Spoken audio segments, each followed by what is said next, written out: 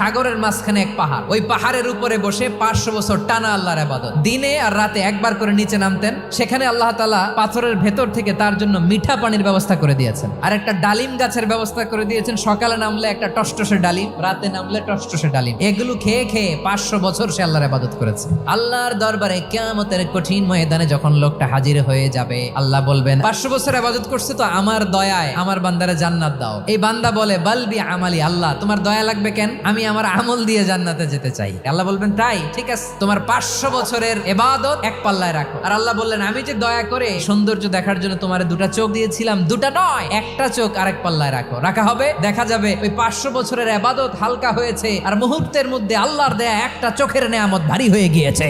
ফলাফল দেখো, হিসাব বলে তুমি এখন জাহান্নামে যাবা, যাও এবার জাহান্নামে যাও। এবার লোকটা কাচুমাচু করে বলে আল্লাহ এবার আমি বুঝতে পেরেছি তোমার দয়া ছাড়া দুনিয়ায় কেউ জান্নাতে যেতে পারবে না।